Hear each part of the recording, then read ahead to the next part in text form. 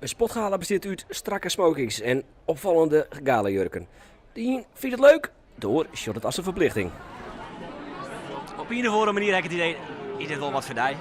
Nou ja, het jet erbij hè? Is het wel een beetje wensen langzamerhand, maar Ja, is het nou echt leuk? Nou, het was sinds dat ik het aardig op de automatische piloot. Ja. Ja, nog steeds leuk. Ja, ik werd enorm geëerd toen ik dat ik bij de genomineerden zit. Maar buiten dat is het altijd een leuke joen en het is mooi om bij de sportprestaties van Auran hier even stil te staan. Ja, net wend natuurlijk. Normaal sprutsen ren je altijd in je trainingspakje en je riederspak rond. Dus dit is alweer dit is net gewoon voor mij. Nee, hoeveel zie je erin? Ja, toch wel apart. Maar het gaat om de titels. Voor de individuele titels binnen 6 Friezen nomineerd. Kramer is er ook weer bij. En hier vooral kritiek op de verkiezing. En dus... Zo is het net. Net mee. Wie wil het dan wel? Ik denk Michel Mulder Miss Arjen Robben. en Irene Wust. Dat klopt. Hockeyvrouwen denk ik, of voetbal. De voetballers inderdaad. En Van Gaal als trainer. En Van Gaal wordt coach van het jaar.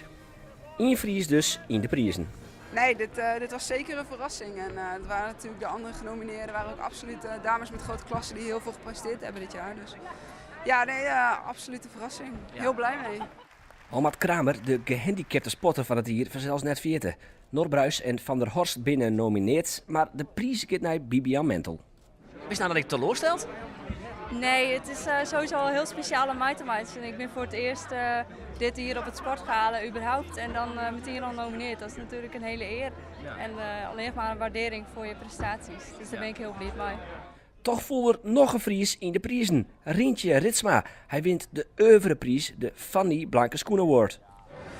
Nou ja, als je van welke sporters als hem krijgen heeft, dan